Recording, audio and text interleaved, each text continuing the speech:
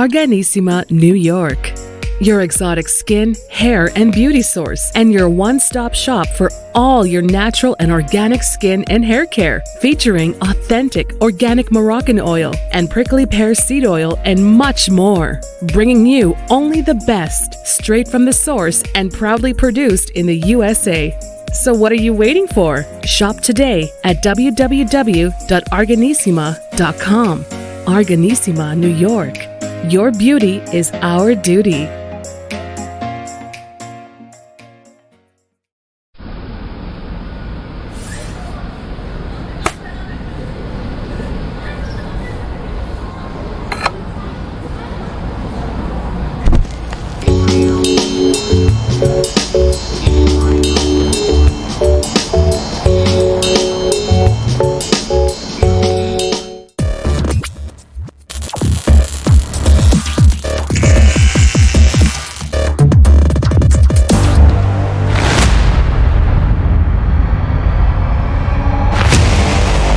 Folks, welcome back to the iHealth channel, the Sales War channel, and iHealth Radio, and all the channels, basically the EMBC TV network, and with your host, Hurricane H. New day, new show, new topic, and a sweet topic, a topic I love dearly. I speak about it, I post about it, I get a lot of discussion about it, and always try to find guests to come in and share with you this value.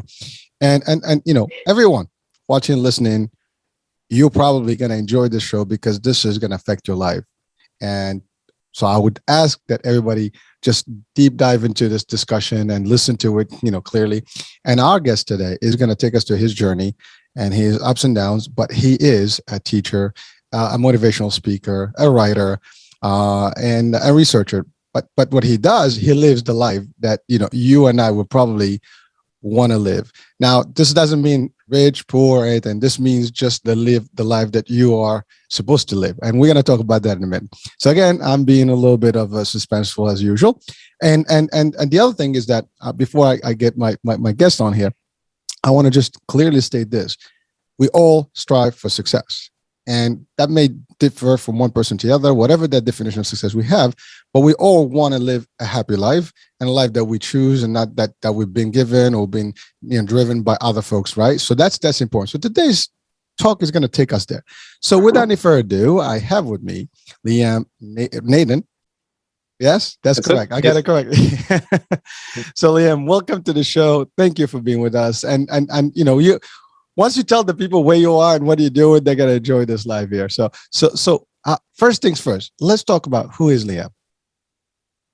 Well, hi, Hurricane. Thanks very much for having me on your show. I'm looking forward to our conversation.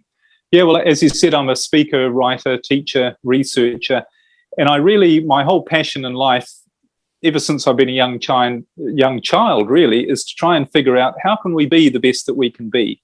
How can we be successful and happy and, do all the things we want to do? So that's really been my mission.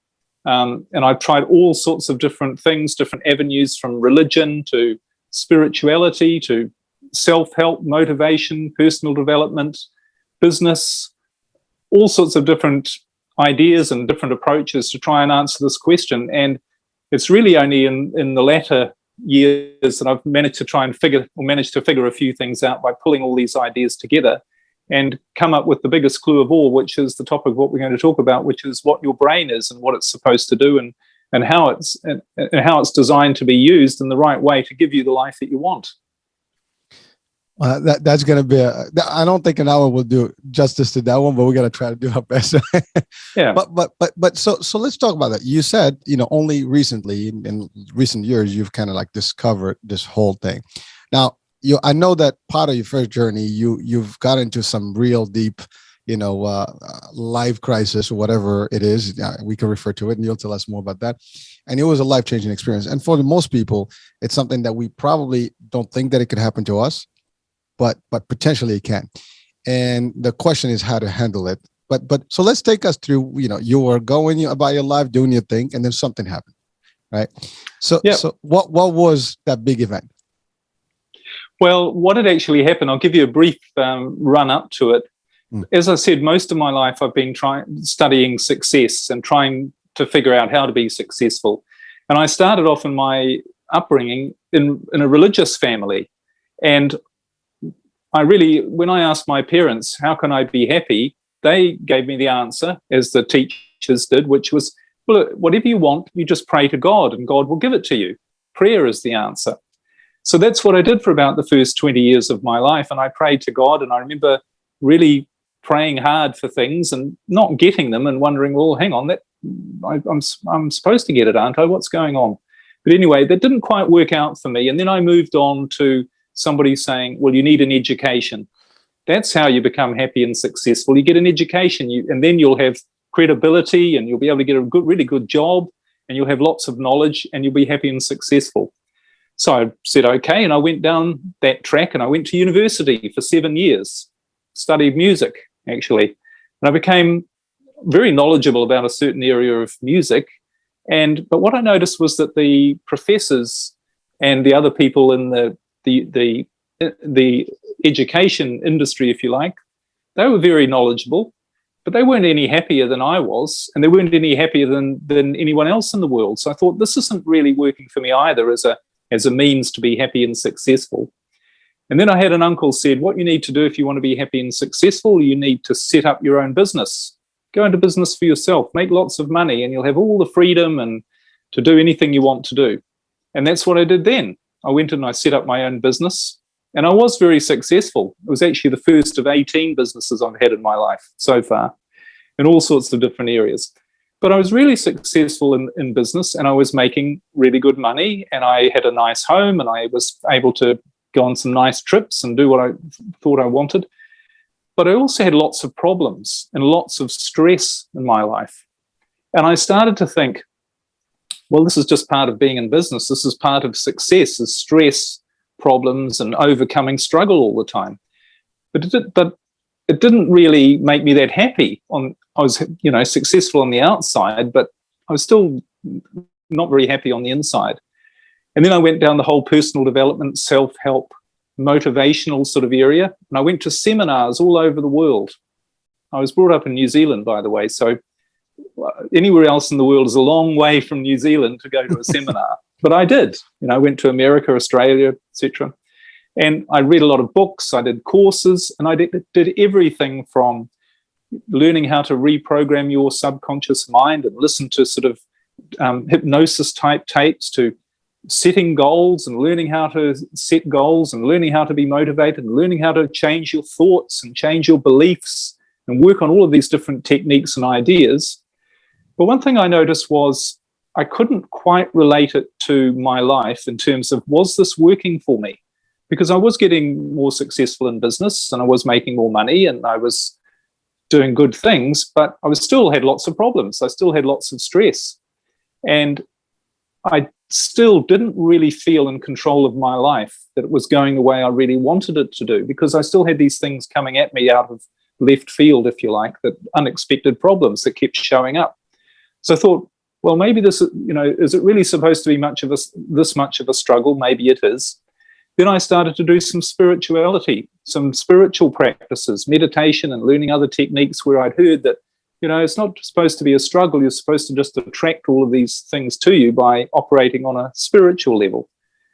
And through all of these things that I tried, I noticed two things. One was I didn't feel that much more successful. I didn't feel it was working for me particularly. And I noticed the other people around me, it was the same thing. They weren't particularly more successful either. So by this stage, I thought, well, this is just the way it is. Life is a struggle. This is the price of success. You've got to overcome all these challenges all the time. But then in my mid-40s, something happened. Here I was, an expert in success, really. I knew all the books, all the techniques. If anyone said to me, what's this person teaching? I could tell them pretty much. I had a big library of stuff. But then in my mid-40s, I went from all of this outward success to losing everything. Absolutely lost everything. And I became homeless and absolutely had nothing. And I had to move in to the apartment that my elderly mother lived in, and I had to sleep on the sofa in her living room. And she even paid for my food. I just had literally nothing. And I remember thinking, why has this happened to me? I've studied all there is to know about success and being in control of your life, and yet something's happened that has left me completely out of control of my life, because I would never have chosen this to happen to me. And I also remember feeling really down about the fact I had no clue on what to do to get out of it. So I had no clue on how to earn any money, or I had no ideas at all. So anyway, I worked my way through that event, if you like, and unraveled all the mess that I was living in. And then I noticed my life was starting to go a lot better. And it gradually got better, and then it got a lot better. And I attracted a different sort of relationship with somebody new who was completely unlike anyone else I'd been with before. There was no drama, there were no problems, there was no stress. It was just fun and exciting. And then funny things started to happen to me. Business opportunities came along, ideas came along, people came along and said, and they were all unexpected things. And things started to get a lot better. And I was developing new business ideas. I was starting to do some different sorts of coaching, and I had another importing distribution business going, and lots of good things were happening. But I suddenly realized that it was very different to what had happened before this event, before I lost everything. I had no problems. I had no stress. And I genuinely thought, what's going on here? Because I really don't have any problems. Things are seeming to flow a lot better. Sure, there's the odd thing that you're not sure about, that I wasn't sure about, or I had to, tackle. But I wasn't living with this stress all the time and these unexpected pressures that kept coming along. And I was starting to do the things that I really I'd always wanted to do. And I was really enjoying them. I was starting to travel, go sailing. I've been living on a boat for the last 7 years and just traveling around the world, doing all these different things. And I thought, there's something very different here that I'm doing. I need to figure out what it is, because I don't want to stop doing it. I want to make sure I keep doing what's working. This is working. I feel great. I feel really excited. I'd wake up in the mornings, and I still do, really excited about life rather than dreading it and thinking, what's my inbox going to say today? And who's going to ring me up about a problem with a staff member or something in my business or in my personal life? And so I thought, I need to figure this out. And I had so much knowledge of all of these different things that I started to pull it all together and come up with a model, if you like, of how it actually, what was really working in my life and what wasn't. And it all brought me back to this thing between our ears, the brain. Because there's something really interesting about the brain. Nobody has ever been taught about the brain. We all think, yes, we've got this brain and it helps you think and keeps you alive. But we don't understand what it is and what its function is. And how I came across this, I started at the beginning and I thought, right, I'm going to figure out what I've done, what I'm doing right. Where do I start? I'm going to start with a really basic question. Who am I and why am I here? And, there've been thousands of books and philosophies about trying to answer that question. But I thought, okay, now with all that aside, is there anything I can say for sure about who I am and why I'm here? And one thing I can say for sure about me and about every human being is that we're all physical, biological beings. We're part of a biological species. And we're like every other on this planet. There are lots of other biological species as well. So if we're biological, do we have a biological purpose? Is there a purpose for us being here physically? And it turns out that science definitely says that there is a reason. If you ask that question of any biological scientist, he will say there's definitely a biological purpose for you being here. And that purpose is to survive and to thrive so that you allow the continuation of the human species. That's the purpose of all life, is to be the best that it can be to ensure that the species survives. So that's the key thing, of course. If our biological purpose is to survive and thrive, it means our purpose is to be the best that we can be. Because when we're the best that we can be, that gives us the greatest chance for biological survival. But it doesn't just mean physically being the best you can be so that you're strong to fight off disease or recover from injury or defend yourself. It also means mentally, emotionally, and spiritually. And because when you're at your best mentally, emotionally, and spiritually, what are you? You're your most creative, your most resourceful. It's when you come up with all these great ideas, and it's when you do great things. It's when you create things out of nothing, like artists, musicians talk about this, how they are creative and create things to improve humanity. So that means if your purpose is to be the best you can be, physically, mentally, spiritually, and emotionally, that means your purpose is to be happy. That is your biological purpose. You are designed to be happy. And I thought, well, this is really weird, but so why is it that people aren't happy? Why is it that most people are not happy if that's your biological purpose? And it turns out the next question I asked was, okay, so if we're designed to be this way, this is our purpose, has nature provided us with anything to enable it, to help us, to enable that to happen? Or have we just been thrown in the deep end and we have to fend for ourselves? Well, that doesn't make sense from a biological perspective either, that we would just be thrown in. And it turns out nature has given us a tool whose sole purpose is to make sure that we are the best that we can be, physically, mentally, spiritually, and emotionally, be happy, and that is our brain. Our brain is a machine that has been specifically designed to make sure that we stay the best that we can be, so we have the greatest chance for survival.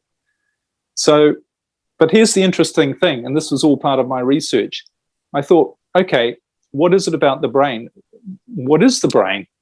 Well, it turns out the brain is a machine. It's by far and away the most powerful machine that exists on the planet. And if we knew how powerful it was, all we do is try and figure out how to use it, because it does have the solution and the answers to everything we want to know and every problem in our life. Because remember, it's designed to make us happy. So if we understood the power of the brain, that would be our focus. And that's what I teach people now is understanding not only how powerful it is and what it is, but what it's designed to do and how it's designed to do it. The human brain, it can do. They did an experiment a few years ago with a supercomputer in Japan, and it took what the human brain and it compared. It said how long would it take this computer to do what one thing the human brain can do in 1 second, one process. It took this computer 40 minutes to do one thing, and we're doing millions of things every second. So we're vastly more powerful, our brain is, than any other computer on the planet, any network of computers. But here's the thing about the brain. It is just a machine. It is just like our heart, just like any other organ in our body. It operates on very specific principles. And I think a really good comparison is a car. A motor car is a machine, and you know that it has a very specific purpose, which is when you get in it, it's to get you from where you are to where you want to go. And that journey is supposed to be comfortable, efficient, enjoyable, and predictable. It will get you there. But what's the difference between our brain and a car is that you also know with a car, if you got into it and you didn't know how to drive it, if no one had taught you how to drive it, it wouldn't get you to where you want to go. And in fact, you would say that's absolutely crazy to get into a car and expect it to take you somewhere when no one's taught you how to drive it. And we learn how to drive every machine in our life except the most powerful machine of all. And what would happen if you got into a car and you didn't know how to drive it, and you said, oh, hang on, there's a lever here and there's a button here, and I don't know what these are. Let me try and figure it out. Oh, I know, it's got wheels on it. Maybe I should get out and push, because that's what I'll do. So you get out and you start to push the car, and you put in all this enormous amount of effort, and you're determined and you're motivated and you're going to achieve it. You're going to get that car to where it's supposed to go. And what happens? It's a struggle. Nothing happens. You're lucky if you get anywhere. And all it does is wear you out, make you stressed and exhausted. And then the next thing you would say is, oh, there's something wrong with me. I'm not strong enough. I'm not determined enough. I'm going to learn how to build up my muscles and get stronger to push this car even harder, because that's the problem. The problem is me. It's not the car. It's me. And it's not that I'm using it the wrong way. All of that's ridiculous, isn't it?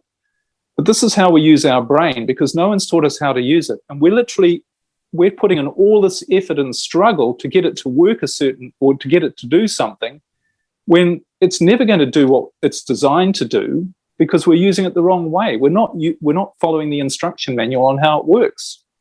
Because the other thing that happens, and this is a logical thing I realized, is that when you use the machine the wrong way, what happens? You end up with problems.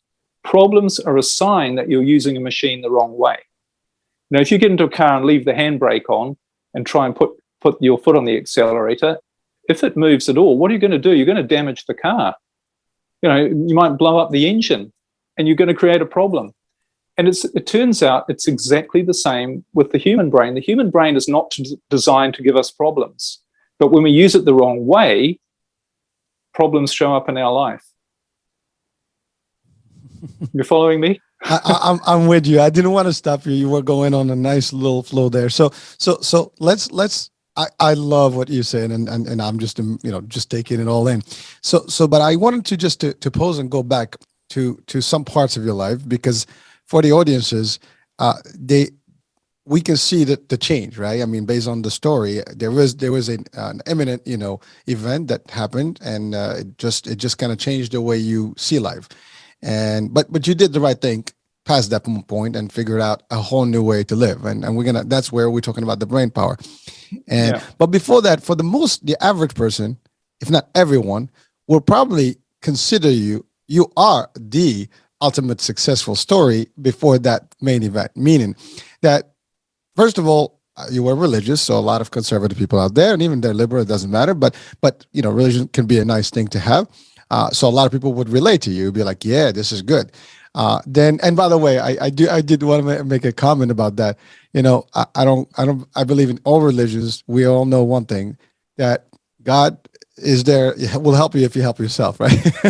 So nothing happens by itself. You got to do it. The funny thing is, the Bible is the best instruction manual on how to use your brain that exists.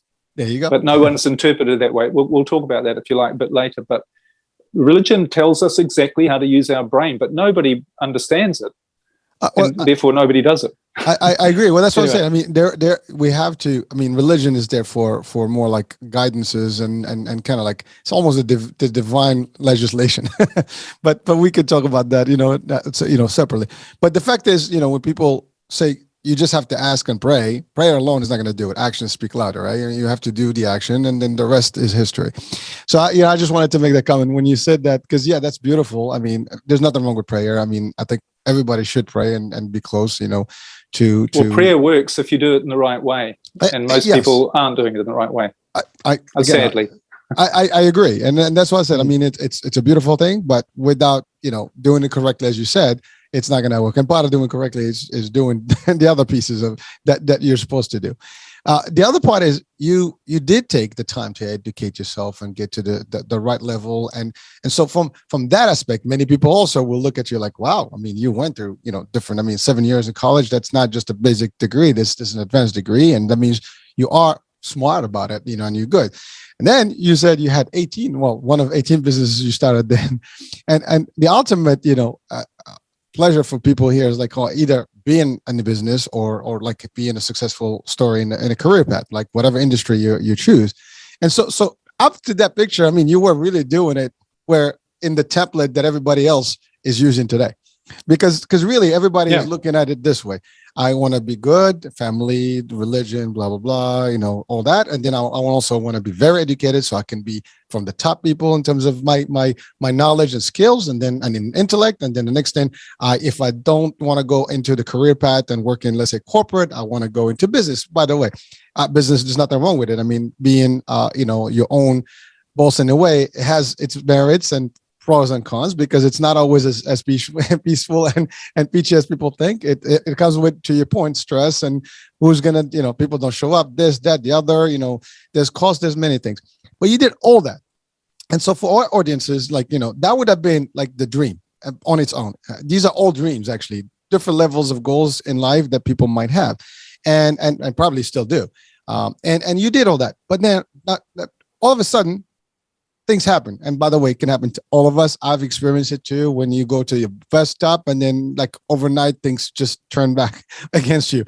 I can relate to it. I mean, a few years back, came in for vacation. I get a call, company shut down. That's it. Bye-bye. Everybody's gone. So you got to start from scratch again. So I can relate to that when you have to like now reconsider your life and stuff. Now, Luckily, I didn't have the level where you had to literally lose everything and kind of.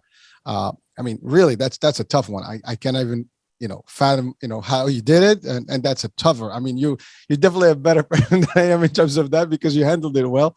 And you're right. I mean, look at you. I mean, in midlife, you're going back to your mom's place and living on a couch. That is a difficult. Even a lot of people would not even recover from that, because they'll just kind of, that's it, it's over. And sometimes people actually do go to drugs and other like energy levels where they can just kind of get out of this whole thing, and that's how they kind of diffuse it, right? Or at least deal with it. And unfortunately, that's not the best way to do it, but some people still do. And again, for our audiences, the idea is that you don't have to go there. EM is the perfect example of if that ever happens, and it can happen. So don't discount that. Like, it's never going to happen to me. That's a mistake that we all make. It happens to everybody else but us. I can tell you in person, I've experienced a lot of things that I always think that they used to think that they always happen to the others, but I've had them myself. So I can tell you, shit happens here as well. So there's no gimmicks there. It happens. So just always be worried about what can happen. Don't be too comfortable in life that it's always going to be, if it's too good, then they expect there's going to be a bump somewhere. Just be aware. It's like having a nice little cruise at sea, and then there's a rogue wave, or you go on in a plane and there's turbulence. It's nice until the turbulence hits and that plane starts shaking, right? And so that's where you have to make the right maneuvers. And now you really went to the other extreme. Now you kind of went to the level of tapping into the real power of the brain. And you're right, everybody has a brain. I mean, we have technically two, I mean, left, right, whatever, biologically, scientifically speaking. But the fact is, we all have this machine. And you're right, it is a machine. It operates everything, and it operates in faster than any computer on earth. As a matter of fact, we created the computers and the logics and the algorithms and the binary codes and all the stuff. We did that, right? So it's our brain that was able to manufacture and put that in place.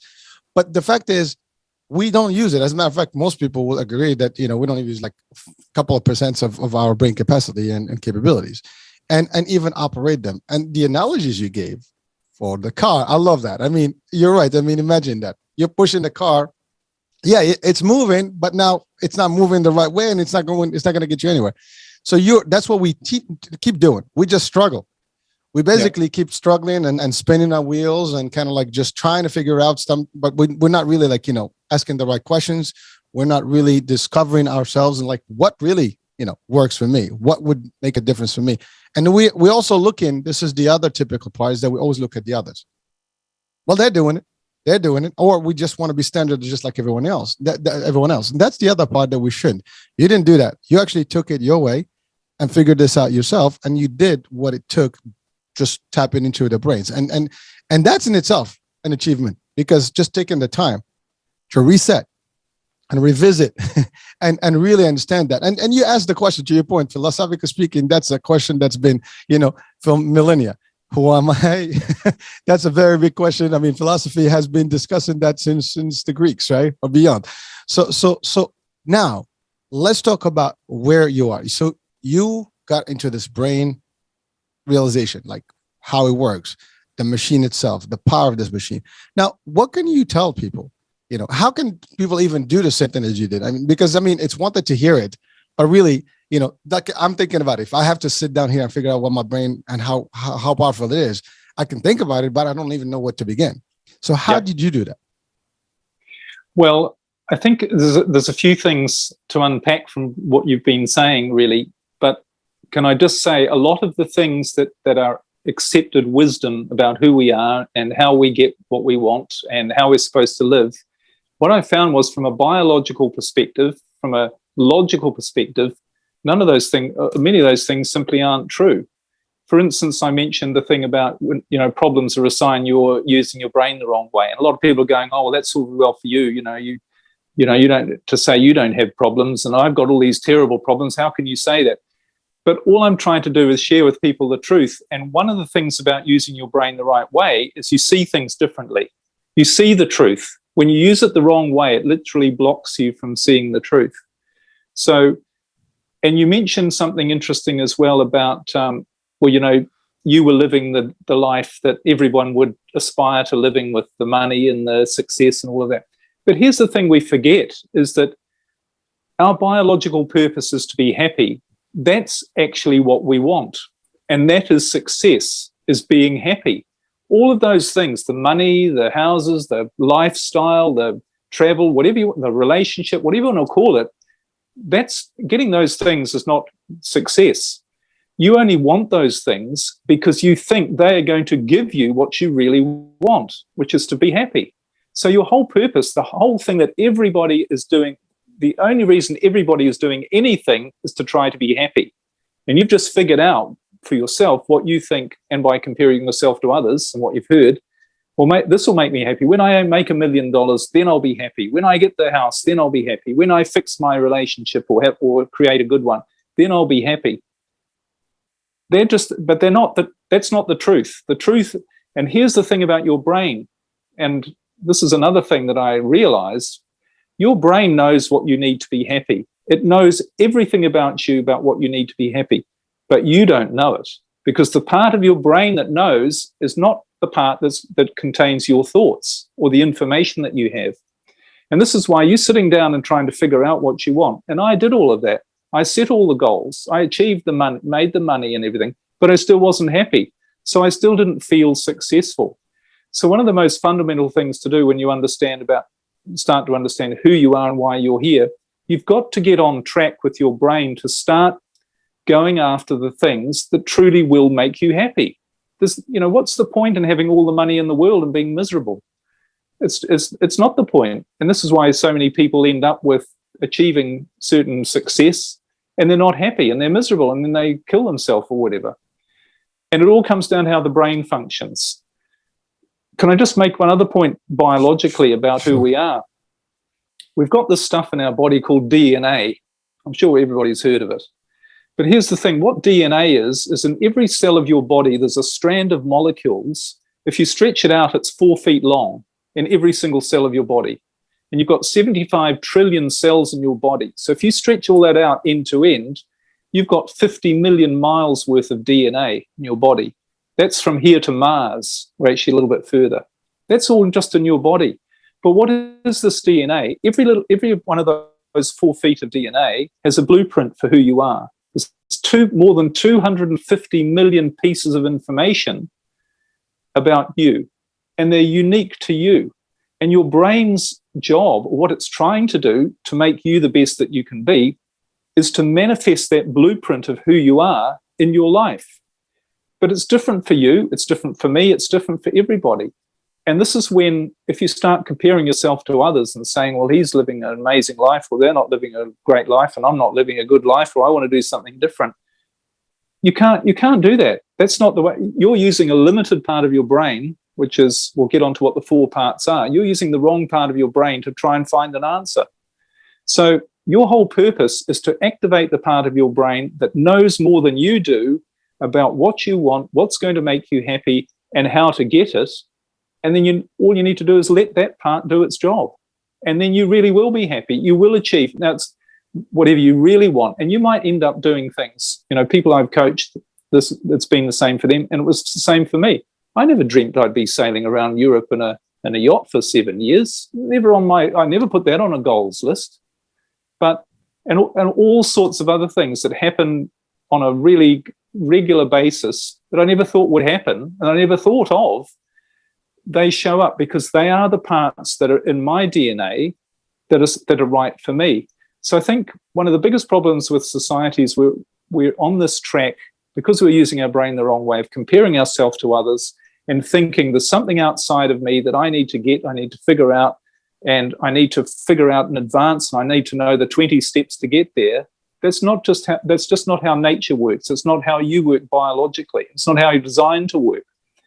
And if you try that approach, all you're going to end up is with a lot of struggle, a lot of wrong effort, doing the wrong things, making mistakes, having a lot of stress in your life, and ending up with things you don't want.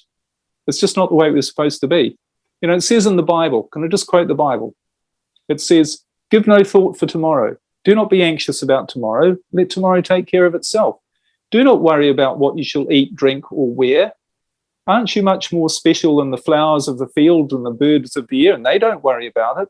Aren't you going to be looked after? That's how your brain works, because you're accessing a different part of your brain that knows what you need, knows what you want, knows how to get it for you. And if you just keep getting in the way of that, you're just going to create problems. So I hope that makes sense. Well, it does. It does. As a matter of fact, I want to just to kind of comment on a couple. One is the happiness or being happy, right? To your point, a lot of people may almost put together like a correlation between success and happiness, and those two things can be different. Being successful doesn't mean you have to be happy. You can be actually poor with nothing and still be happy. Children. That is success. What is success? It's exactly. being the best that you can be. And what is being poor? What is being rich? That's right. These are all just ideas. They're not about you, because yes, I would say a person who's poor and happy is more successful. They're far more creative, able to live their biological purpose than someone who's rich and miserable. Definitely. It is. And what I'm saying is that most of us, we look at, because the society has put standards for us. And you look everywhere, there's these marketing campaigns, these movies, there's all kind of influence that is being almost projected in front of us daily from the beginning of your early childhood to now, to whatever age you are. And all you see is the same picture. And again, even today in social media, it's all about, who's got, to your point, who's got this house, who's got this car, whatever. I mean, these are good things to have. If you can achieve them, that's great. Nothing against it. But the fact is, those are the standards that we've been given as the targets. And so everybody is kind of putting a synonymous, definition to them in their lives. So basically they take it. That's what I want. That's what, will define me as being good, because everybody else will think that I've achieved and I've reached that goal, whatever that standardized, goal for society. I think that's the problem. But one of the good examples, I mean, you look at kids. Well, kids don't have much. I mean, they can have, their parents may have or may not have, but the kids doesn't matter. You can take a poor kid, a rich kid. I mean, and again, those are differentiated, by society. But to your point, kids are kids. You put them somewhere, they're all equal. They'll have fun. They're happy. They play. They don't even work and think about anything else, right? It's usually, I love to actually, refer to the kids as examples, because they're the innocent folks, and you can see life within their eyes without any corruption. Because I think we get corrupted over the years. They're using their brains the right way. And it says in the Bible, be like little children, only that you who are like little children can enter the kingdom of heaven.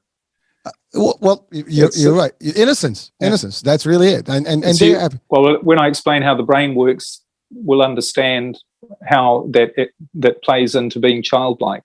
So hold that thought. We're gonna get there soon. But what I wanted also to add is that with the comparisons, right, of ourselves and others, we get caught up, and really that's the thing. You mentioned something powerful about, you quoted the Bible about tomorrow. Well, tomorrow didn't happen. We have no guarantee of tomorrow. The past is gone. That's the biggest thing I live by. I can't change yesterday. I don't know what tomorrow is going to hold, but I know today, this moment I'm living, I'm going to do, I'm going to try to operate in this world according to what I'd like and be as happy as I can be today. That's just me personally, right? And that gives me peace of mind, less stress. Like, people's like, you do a lot of things, but you're not stressed. It doesn't bother me. What's going to happen is going to happen, and I can't change it. I mean, I'm doing my stuff. Don't get me wrong. I'm not sleeping and expecting the world just to happen. But at the same time, if it's not gonna, what doesn't hurt you, whatever, is gonna make you stronger, right? Whatever, what doesn't kill you makes you stronger. So the same concept here. I'm gonna hit here, I'm gonna hit there, but whatever it is, it's gonna have an outcome. I just have to learn from it and move on if there's the case. But that's kind of like everybody has a different formula to operate, right? So I choose not to worry. I know that there is provision, as you call it, like you said, the birds and everything out there, they don't have to worry about, like, they don't go to work. They get up, they come out, and then they find food and they do the stuff. Now, we're not the same. We operate a little bit at a higher scale level. And so, but similarly, we have certain things that are in place for us. But, people sometimes don't do that. They don't think about it. So they just kind of work because, again, they've been conditioned to do this. The minute you grow up, you're going to have to go to work. You're going to have to work a certain amount of hours. You're going to do this. You're going to do that. And if you don't do it this way, well, you're not successful. If you go to a business, that will be the greatest thing that can happen to you. Not everybody is made for business. That's the other thing, right? I mean, not everybody can operate in the business world or be, an entrepreneur. So there's different things, in life. So you have to know yourself. And this is where you're going to take us into the parts of the brain and how we really can maximize that opportunity. But so I wanted just to cover that because people are, society has determined sometimes, for us what these things will be. And most of us, I mean, I'd hate to say the word zombie, but we operate like zombies because we just basically go in, in a status quo, lane, and we just kind of wake up. It's routine. We repeat every day. Boom, get up, do the same. The weekends come, we TGIF, boom, Monday, we're back to, we hate Mondays, we love Fridays. That's usually the average person, and that's how we think. We shouldn't be doing that. And again, that's why I said the success piece here is about you changing your mindset. That's the other thing I was going to ask you is, are you referring specifically to the mindset or really the functions? I mean, I know you're talking about DNAs and the DNA code is in itself. They're just barely cracking it. They're still working on it. And I don't think anyone will ever understand what the DNA and how it works, to their full advantage or potential rather. And also we know that the brain, if you can use 10% of your brain capabilities, you can change the world. But we don't have that capability either. So let's talk about now. By the way, any comments, any other suggestions here before we move to the four pieces of brain or parts of the brain?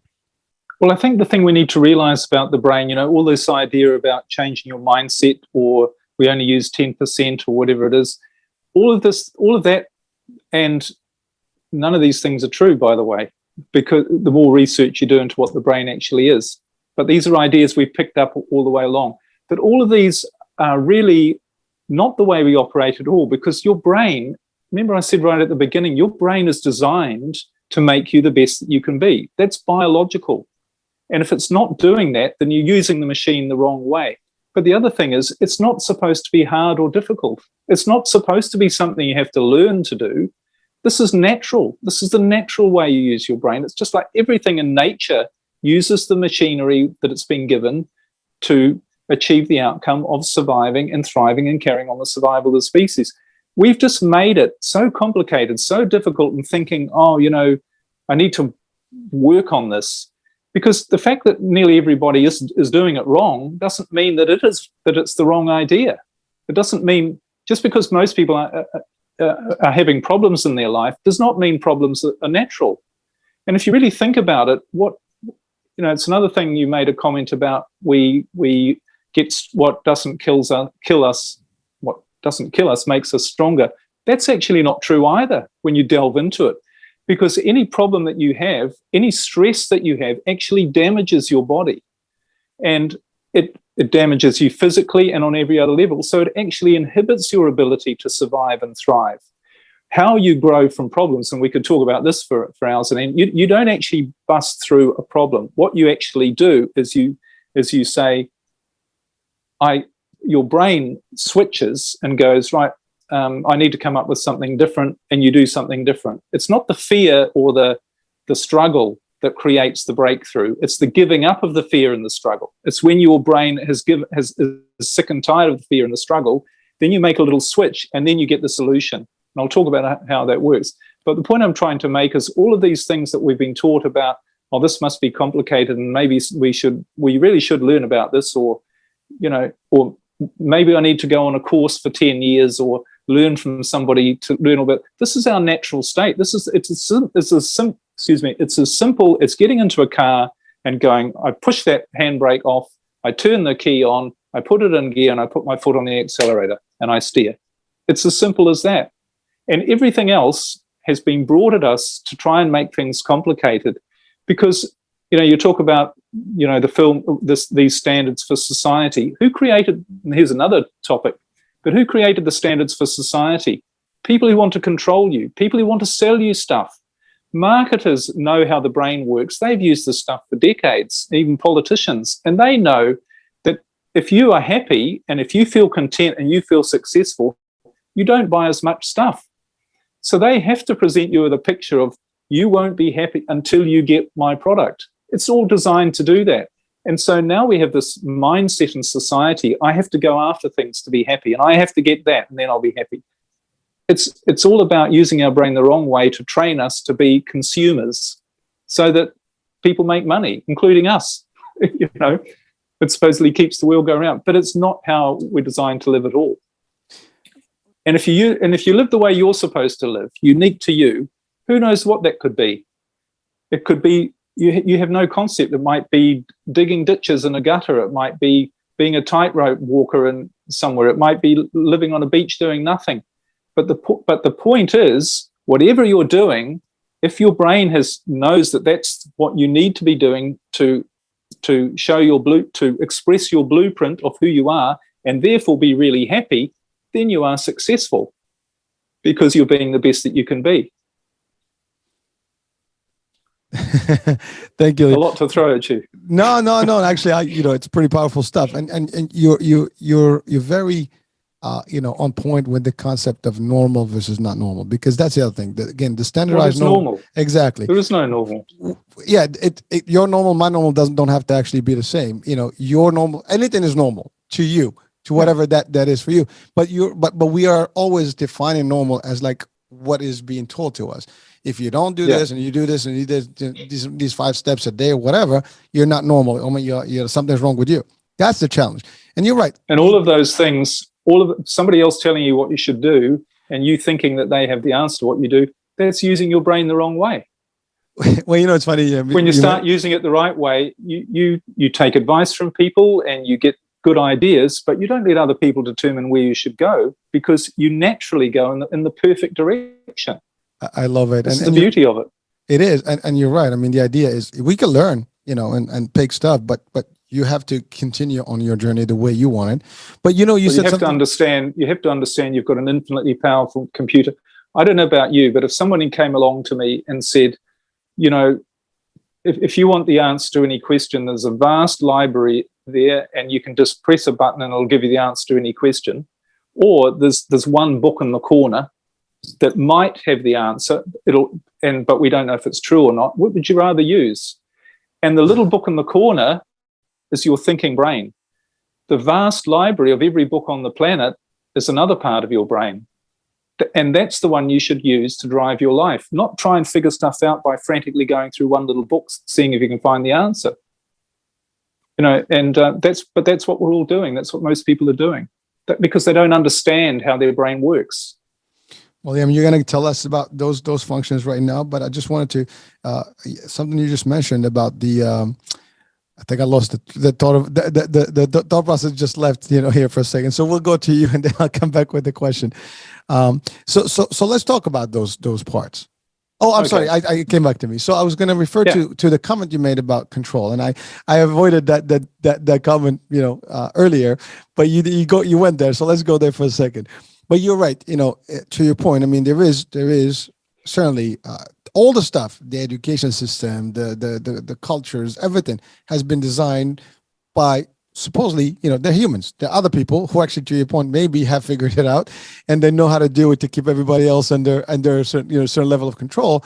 And basically, as we say in common words, you're drinking the Kool-Aid and you're just going with the flow. You're just keeping up with the and not being happy.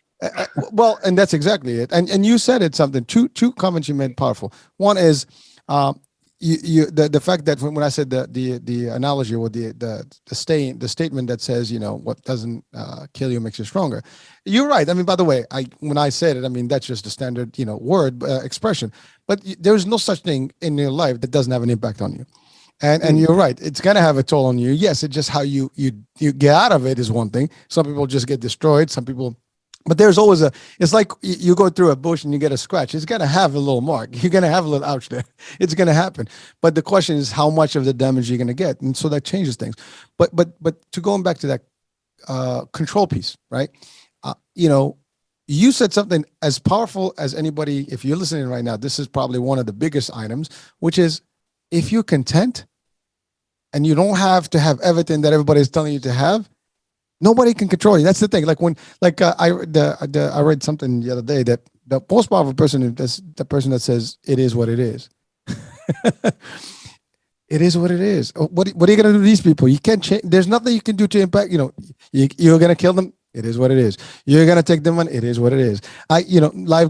It is what it is. It's very difficult. And again, I'm giving an example and being a little funny about it. But the fact is, when you get to a point where nothing phases you, you're okay with you understand how you operate and you're in your lane and you don't care about everything else that's being given and fed to you somehow, then you're in power. And that's the part that I think we miss. We're not in power. Most of us are actually struggling and we're just on the following, streak as opposed to like empowering ourselves and being in charge. you and I had a little brief discussion before we started the show about where you are today and where your permanent residence is. And, you said it, you travel the world on your own. You don't have a permanent address because you're all over the world. You have a selling thing and you just go around. And to be honest with you, I told you I would love to be that. One day I want to be that. I want to be able to just do that. And you don't have the attachment that everybody else has because you change that. You have a different way of operating, and therefore you live in the life that really makes you happy. And that's actually, to your point earlier, happiness is the objective to everyone. Money, all the stuff that we try to get is almost a means to the happiness, but sometimes we get all that stuff and still miss the happiness part, or actually by it's what we think is the means to the happiness. Well, yes. But again, you have to do some, but again, maybe you have a different solution and we're going to talk about that. But the fact is the concept that we know is that we try to work, we try to do this, we try to do that. And the ultimate thing is that maybe we'll buy happiness, but happiness you can't buy. You have to do it. You just have to be. And that's the thing. But to your point, you got to the magic formula. You got to the point where you don't care about all that, but happiness does happen. And you're living in the way that you really want. And you enjoy it. I can see it in your face too.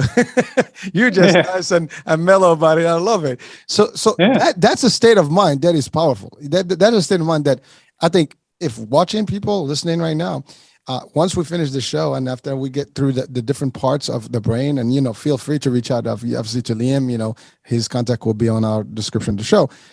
This is powerful stuff. If we can get to that and maybe apply some percentage of what we are learning today, I think we all can change a piece of our life to be better. And if we can achieve a certain level of happiness today, that's the ultimate target and goal in life. If we live one good, happy day, at a time, well, that's eternity. And that's something that's beautiful. So I think that's the ultimate objective that we all are looking for. And hopefully today we can get us closer to that. And of course, it's going to be, we all have to do sacrifice, this, that, the other. We have to make changes. Sometimes change is difficult. That's the other part where people think, I have to give up things.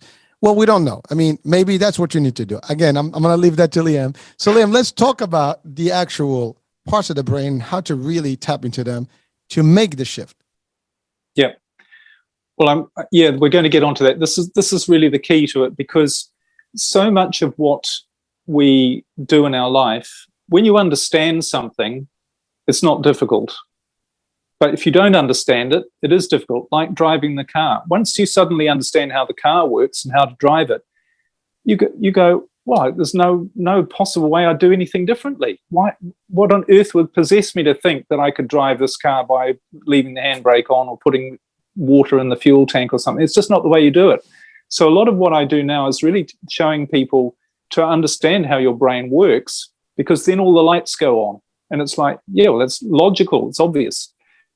So anyway, this is how your brain works. And I've taken a lot of science and research and put it into a model that's quite simple to understand, but obviously it has a bit of a lot of a technical background. But basically, there are 4 parts to your brain, and they all have a different function. Part number 1 is your thinking brain, what I call your thinking brain. This is on the top of your head. And in this part of it's also called the neocortex. You might have heard of that. But this is the part of the brain that takes all of the information that comes to you in your life through your 5 senses and your thoughts, and any information you gathered through your experiences. It takes all of that information and it stores it there. It's like a big library of every bit of information you've gathered in your life. Okay? So it's like a database or a library. It's also the part that can interpret what's in there so that you can communicate with other people and understand other people. So that's the thinking brain. That's all to do with your thoughts and the information that's your life experience. The second part of your brain is the feeling brain, the emotional brain, and that's located just below the top of your head, up here somewhere. And this is the part that's responsible for making you feel emotions. So the way it works is and I'll talk about it in not too technical a way, but basically it takes the information from your thinking brain as it's coming in, and it makes a decision. Is this safe? Is this good for you, or is not good for you?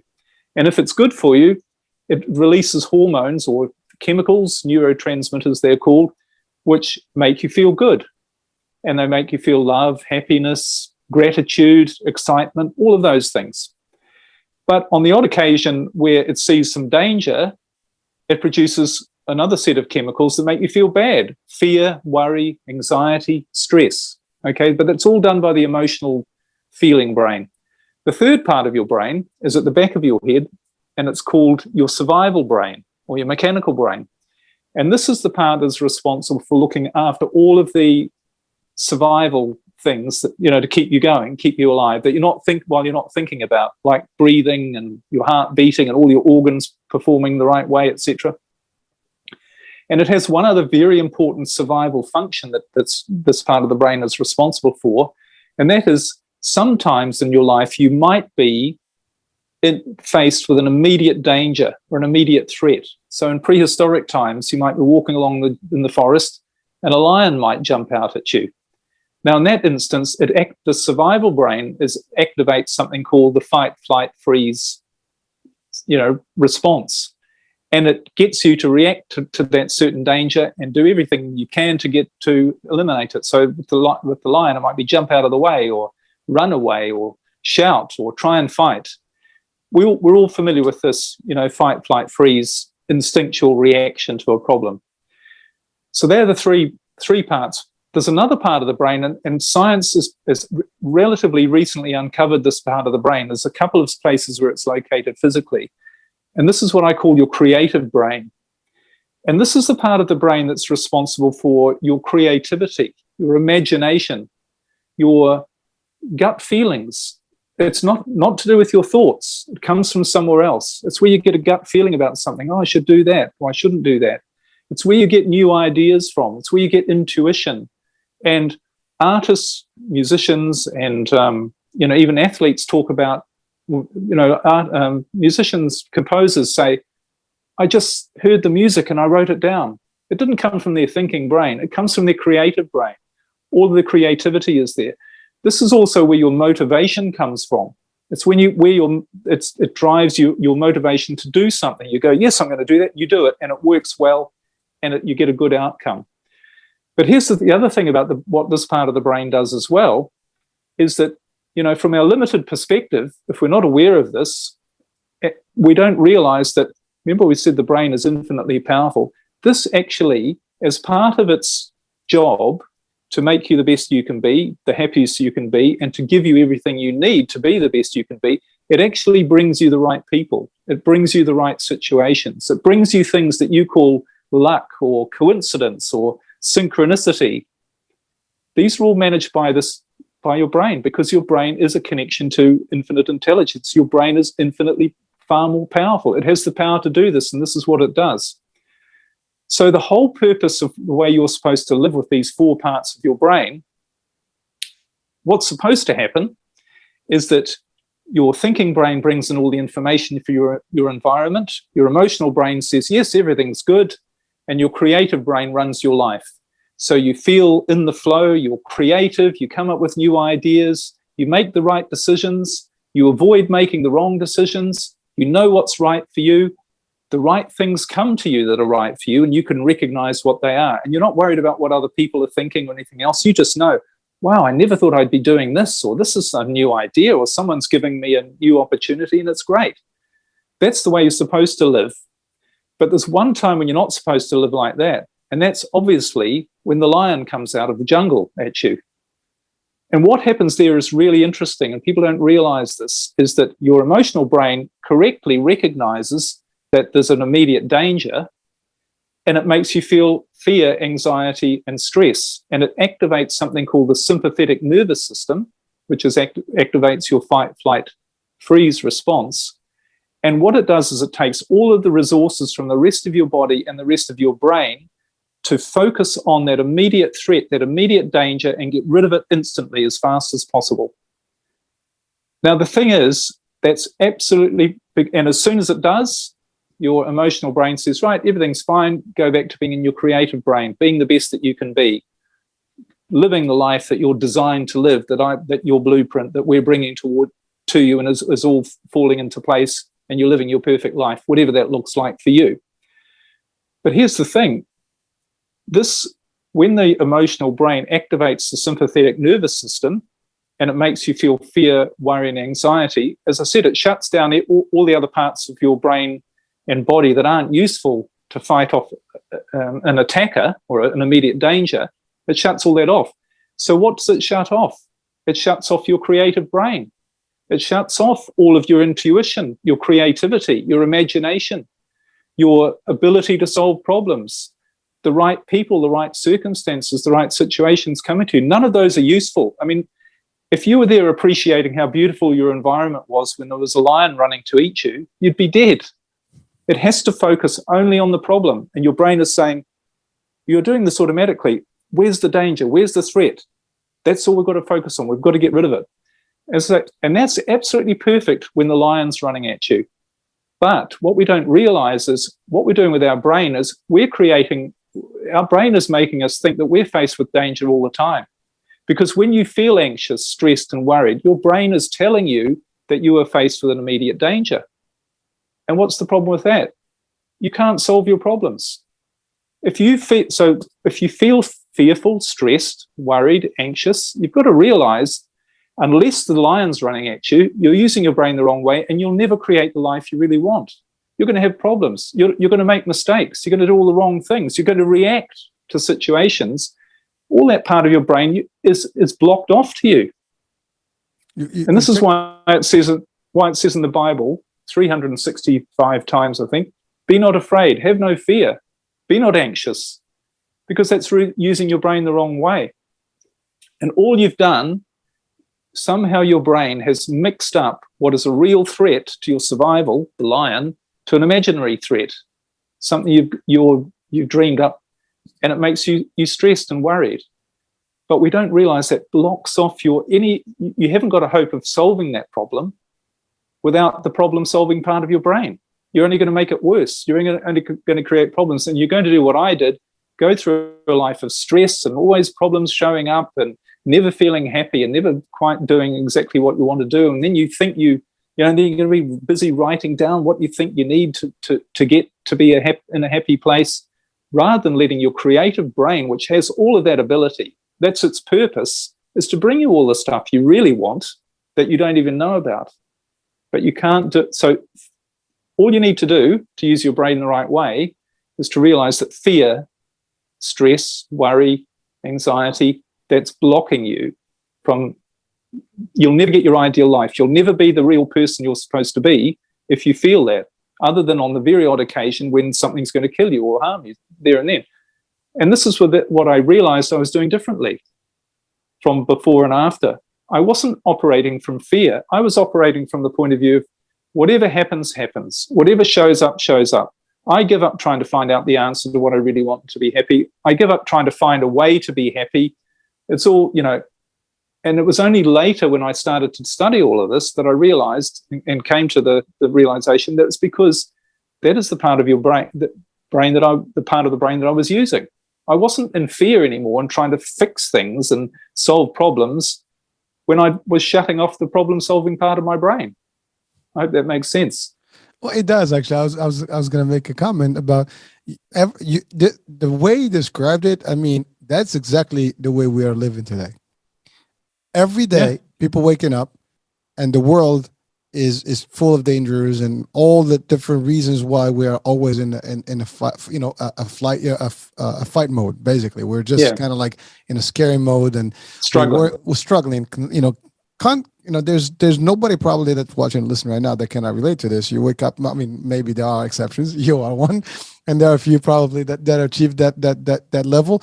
But for the most part, people are waking up because of the daily routine, the monotonous routine, the status quo of life, and it's all bad, because technically it's all bad because we all are like struggling. If you were to, we make this joke, and I mentioned I'm from Morocco originally, right? And we joke, internally with my wife and I, that people in some parts of the country over there, they might not have much, in terms of physical, material stuff, but they have the happiest and the most calm life, and they really are stress-free. I mean, they wake up, they have nature in front of them, there's stuff. Now, I mean, it's changed over the years. Now everybody wants what we have around the world. So it doesn't matter what remote, village you're in, you have a TV, you see everybody, and now with the They've been internet, brainwashed. Exactly. So, but I can tell you, I mean, you can see the change and the shift over the years. I mean, I'm giving an example of Morocco specifically because I can relate to some of the places that are remote that only recently have received, like the technology that we have around the world.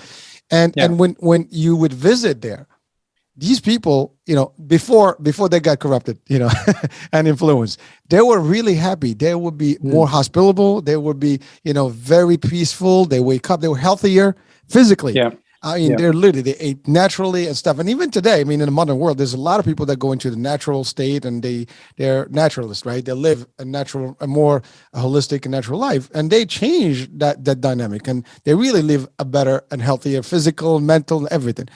But the majority of us, though, we don't have that because we caught up, and it's difficult because you can't. It's almost like a very vicious cycle. You can't get out of it. You're just like you're spinning. It's like the little thing, the what do you call the hamster, running in circles in that little cage. That's what we are. And to your point, you're touching into the psychology and the actual literally the biology and the anatomy of the brain and the functions of the brain, and they're all you are on point with that. I mean, I've had a couple psychologists and psychiatrists here and that explain some of these functions, and frankly it does exactly what you said. The fact that we are so caught up and scared every day because of our life, our provision, what's going to happen to us, my mortgage, my this, my that. People are just, not, they're shutting down everything else. To your point, your body is automatic. It's just going to do that. The brain's going to do that. And because you live in that same cycle every day, to your point, your creative mind, everything else is not there. You're just basically missing 3 components of your brain functions, and you're just using the one thing that you don't need for the most part. Because you're right, this is not a real, live or dead situation. What's the worst that can happen? You lose your house. Okay. You didn't start with one. You see, so now when you start thinking about it that way, if you start actually getting and seeing the reality of things where you don't need all this, you can have them, but you don't need them. If they go, it's okay. You can still live. Is that really what you want? Then you start shifting. And if you're not waking up in the morning stressing up about the world, then you nothing can control you anymore. Then to your point, your brain is gonna release all the energy that's been shut down and locked away. So that's really just my little comment on that. I mean, it's a little longer comment, but so go ahead, Liam. You wanted to say something? Well, but here's the thing, people say, but I've got a mortgage to pay and I've got to do this and I've got to do that. But if you really knew on a deep level, not some belief, but if you knew logically that you had a machine that was designed to give you everything you want and need to be happy. But then why would you use a small part of your brain, the wrong part, to try and figure it out? Why would you not allow that machine to work? It's a bit like getting into a car and getting out every five yards and just checking that it's still going.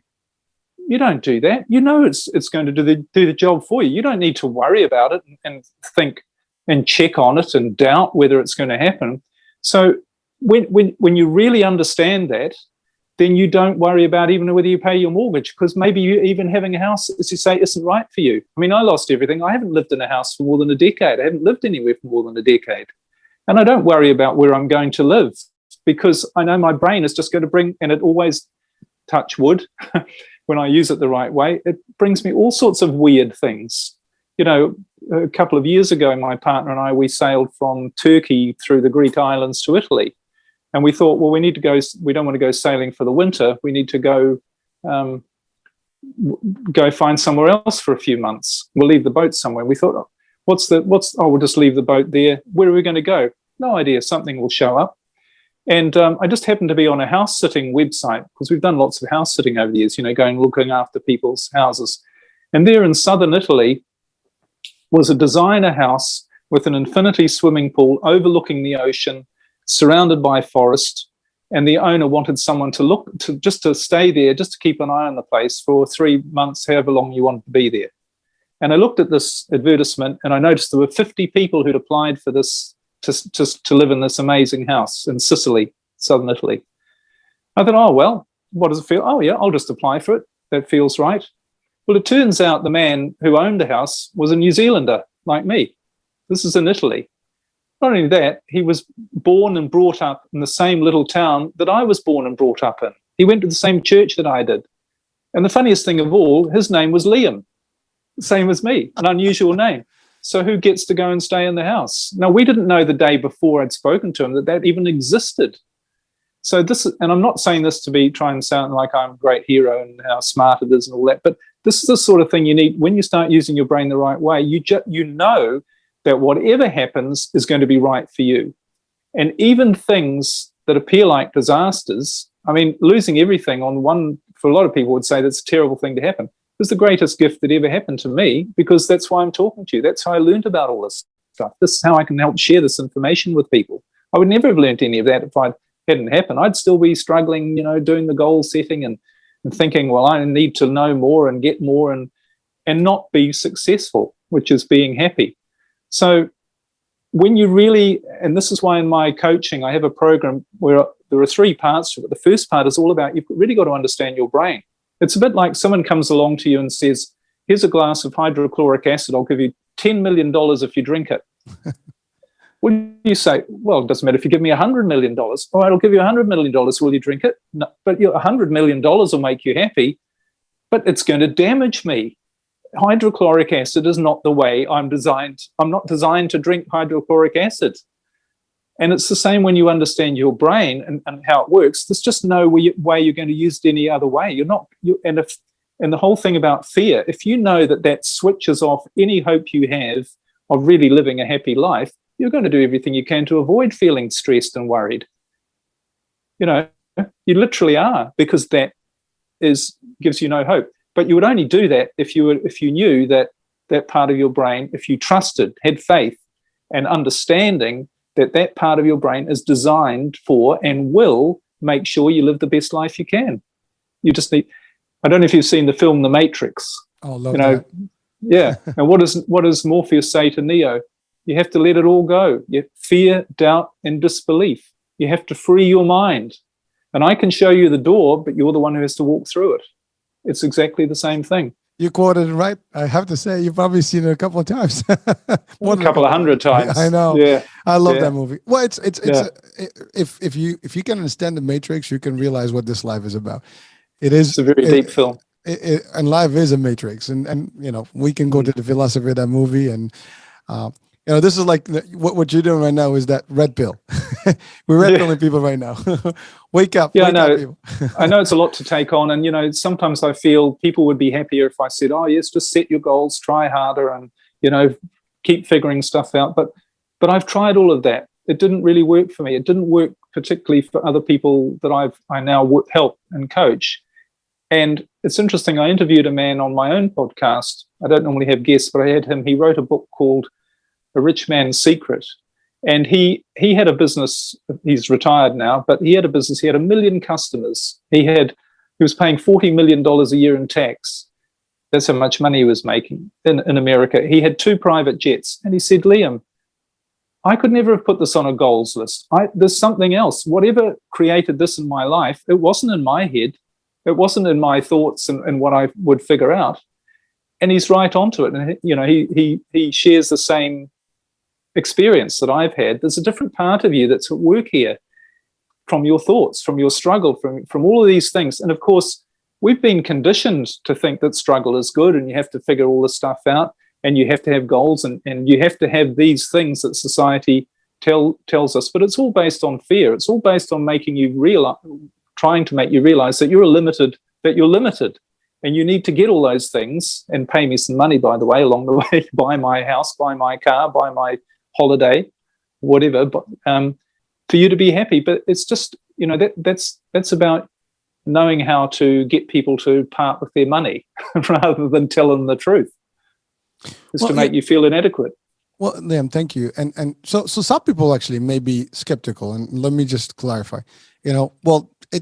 I get your point, and I believe in what you're saying because I understand the concept. And by the way, you mentioned something powerful about the best thing to happen is that event where you lost everything, because that kind of reset you to really open up to this. That's the red pill. That's when you actually woke up and realize how the best way to do it. But and again, we're talking Matrix language right now. But the fact, so hey, if you haven't watched one yet, go check out the trilogy and the new one. So, but actually, there's a book that it's called Matter is the Other Name for Illusion, and it's powerful if you get a chance to read it. It's pretty good about life and the world that we live in, all that. So it's really the Matrix in a write-up version. But anyway, quantum physics tells us this is all an illusion. It's scientifically proven. Oh, it is. I mean, again, we can have a whole show about that, and we can go deep in there. And again, some people may think that this is like well, what are you guys talking about? And I don't want to get into the challenge because it's difficult. I mean, again, there are more people that will take the blue pill than the red pill, but it's just life. It's again fear, because it's a lot easier. Comfort. I'm in a zone. I'd rather be here, keeping my lane. I'm good. But again, it's just the zombie, mentality, and we have that. I mean, it's unfortunate, but that's part of the makeup of society today, and it could change. People have the right and the ability to change. They just have to discover that, and maybe they stumble on this show and they be like, oh, wait a minute, snap, or another show. Well, that's my mission, is to really just share this information with people. So no, it's up to them as to whether they take it on board. But what I'm trying to do is show them logically. I'm not trying to say anything that they have to rely on what I say to think is true. I'm trying to show them the proof of everything I say, because I've been through all these people telling me, well, just do what I say and it'll work. I don't want them to believe me at all. I just want them to look at the evidence and the proof and to think it through. Does that make logical sense, what I'm saying? And if it doesn't, fine. And if it doesn't, do a bit more research to make up your mind as to whether it's true or not. Because here's the other thing about the truth. It doesn't matter whether you think it's the truth or not. It is the truth. The only difference between you thinking it's the truth or not has nothing to do with the truth itself. It's to what you think. It's your perception of it. And you're only going to benefit. It's only going to help you in your life if you learn and apply the truth. You can't say, well, that's a load of rubbish, and I don't believe it. I mean, there have been countless instances of people who've hung on to ideas and have just been swept aside because it just wasn't the truth. And they haven't been prepared to adapt their thinking by examining an idea and saying, well, does that make sense? Yes, it does logically. And I need to find out a bit more about this before I make a decision as to whether it's true or not. But, and that's really important. Well, thank you, Liam. So I was just going to the concept of skepticism, because people will listen to this like, well, that's a bunch of bogus stuff, because we still got to pay the bills. And I think that's where the challenge is. I know for a fact that no matter what, tomorrow food will be on the table. Somehow, somewhere, things are going to happen. The question is what that is, and that's where we don't know. And again, that's the future; it's unknown. But when you kind of relax and you things will come up, and that's to your point. Many of people watching and listening, things happening to them every day, and people are being put in their path every day. They have ideas every day. I mean, artists. To your point, you're talking about musicians. Artists, they come up with these great, pieces of art, right? No matter what they are. And you'd be like, how did they get that? I mean, you get an idea. These business people, they come up with these terrific things and solutions, right? Nobody told them about it. They somehow they sleep, they think, and then next thing you know, you have something that you're working on and putting in play on paper and starting to work on. That's always going to happen. But you're right. If your creative mind is not operational, because you're constantly focused and you're constantly caught up, and then that's the other thing. I got to work, and people actually sometimes are miserable because they work in these jobs that they don't even love, and they don't even want to go. They have these terrible bosses, whatever the case. They're struggling, but yet they feel the obligation to do this because they have no choice. And one thing actually that happened in the last 2 years, which is the pandemic time, a lot of people actually have kind of woken up a little bit. I think there was a little trend of people realizing that they were in the wrong place, they're doing the wrong thing, and really found themselves. As bad as the pandemic was, a tragedy for a lot of folks. But on the flip side, there were people that actually kind of took that time to reset themselves.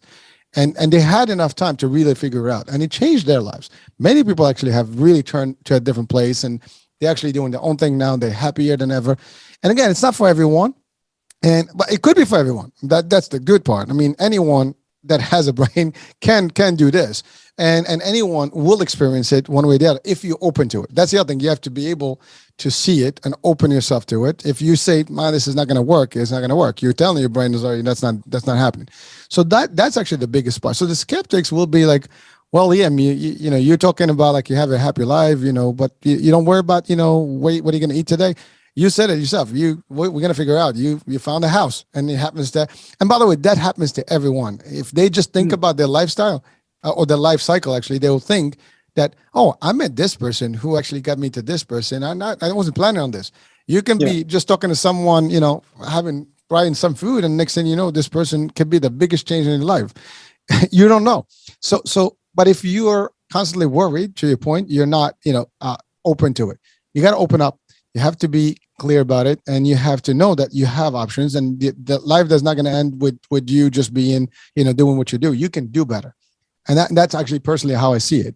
So Liam, now I know you said you had the podcast. You have also your coaching business. So you do that, and that's the other thing. I mean, you found yourself, you're doing it, and it's working, and you're good. You got enough to pay for the lifestyle you have and happiness you aim for, and that's actually something that can be in itself, can be a motivation for a lot and inspiration for other people. If you think that you can't do it, you can.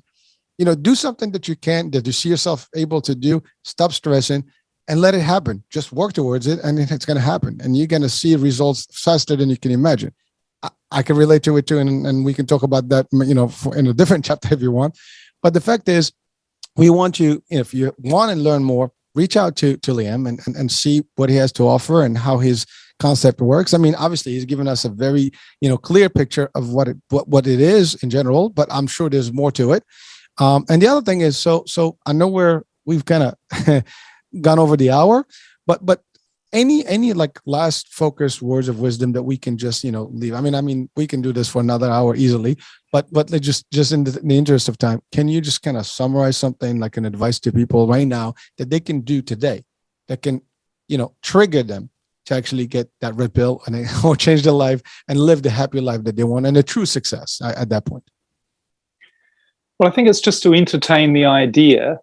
Is it possible, do you think, that you might have a part of your brain that is an infinitely powerful part of your brain that knows how to make you really happy and to make, in other words, be really successful? Because as you said, people show up unexpectedly, things happen unexpectedly. And if you look at your life, you might think, if you're really honest, most of the things that shape your life are unexpected. They're not things that you're working for or that you plan.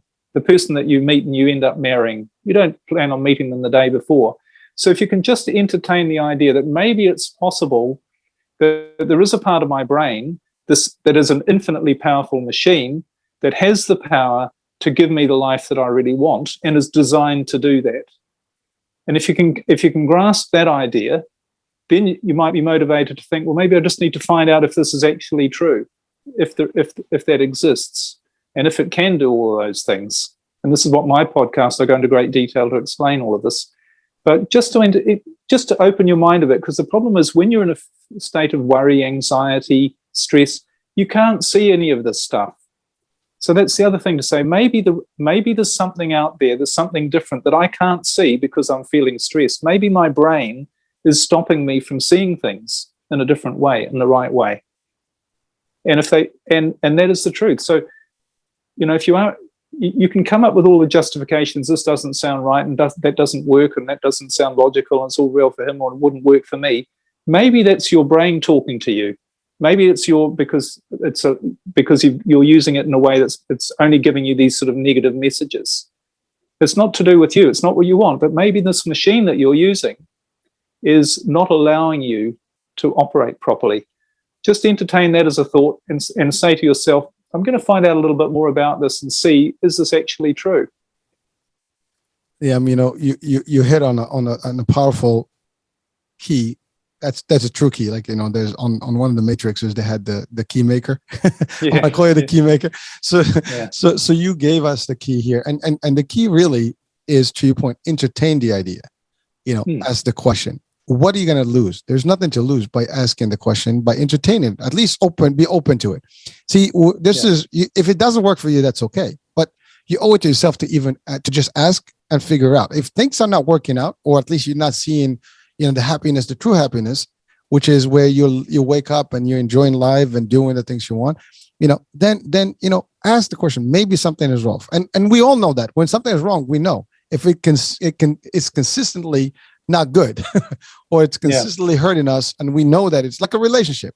If you're in a relationship that is not working, it's bad, but yet you still get caught up into it.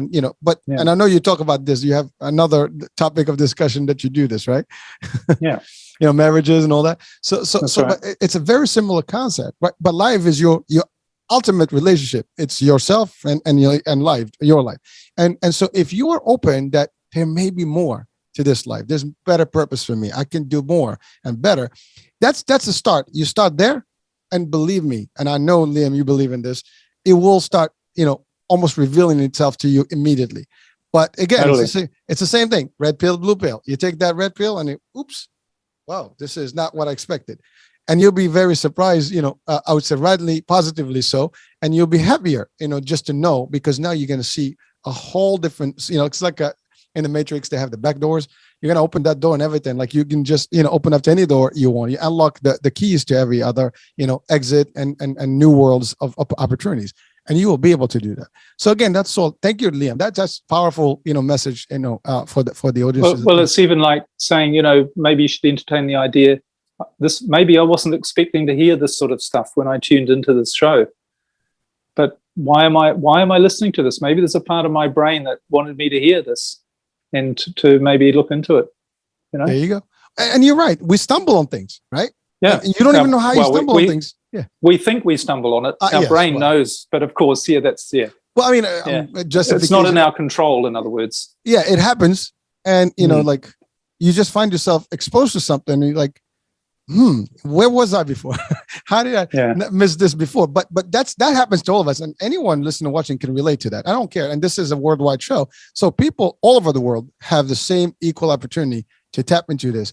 Doesn't matter where you are, what your background is, what's going on in life, what language you speak, what even believe you believe in. I think it is, we're all humans. We all have the same anatomy and biology.